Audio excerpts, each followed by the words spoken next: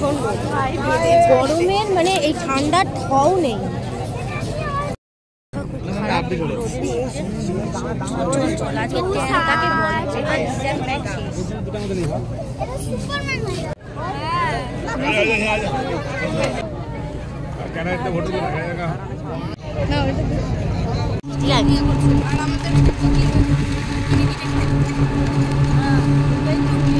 Hello everyone, welcome back to this channel. তোমরা দেখছো Anis passion.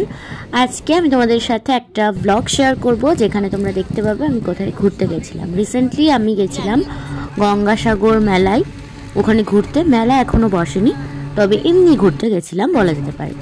তো সকালবেলা নামখানা লোকাল ধরে চলে গেছিলাম কাকদ্বীপ।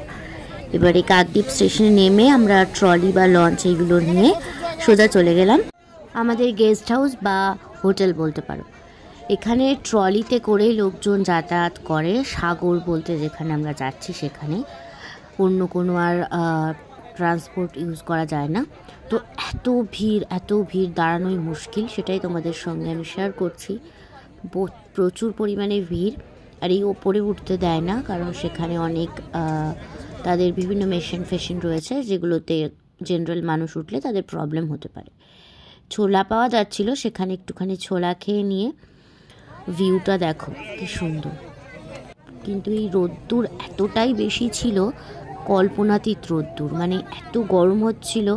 সাগরের খুব তো ঠান্ডা পড়বে এরকম ভেবে জামা সোয়েটার পরে গেছি, আর এত গরম হচ্ছিল পুরো মাথা ধরে গেছিলো। দেখতেই পাচ্ছ গায়ে কোনো সোয়েটার নেই তখনও, মানে জ্যাকেট আমি খুলে ফেলেছি, এত গরম হচ্ছিল। বাই দ্য ওয়ে, আমি বাদে যাকে তোমরা স্ক্রিনে দেখতে পাচ্ছ আমার কলেজ ফ্রেন্ড শ্রেয়া, তো ও আর আমি গেছিলাম।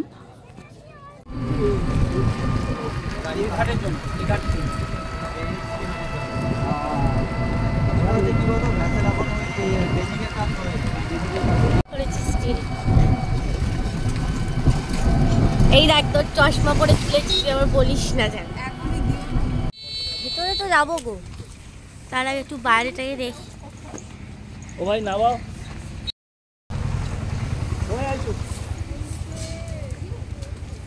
কোন দিকে?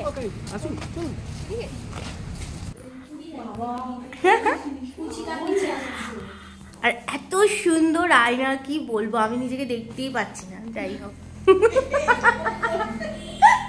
আর এইখানে আছে টয়লেট, আর এইখানে হচ্ছে কিচেন। মানে আমি দেখে অবাক হয়ে গেলাম, এখানে আবার কিচেনও দিয়েছে। যাই হোক, অনেকটা নোংরা। এত সুন্দর লুচি, লুচিতে ফুচকার মতো আওয়াজ হয়। খাও তো, ভাঙো ভাঙো। ওই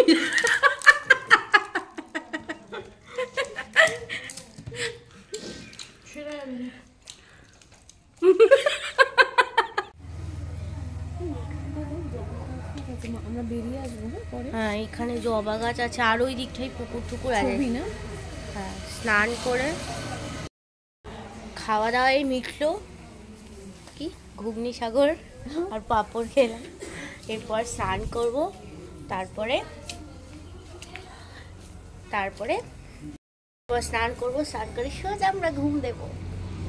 তুই হঠাৎ কি জন্য এলি বল? গঙ্গাসাগরে কি লাগছে দেখতে, কিছু করার নেই। এক্ষুনি আবার লিপস্টিক লাগাই ভালো লাগবে, দেখবি? আমি তো রূপসী।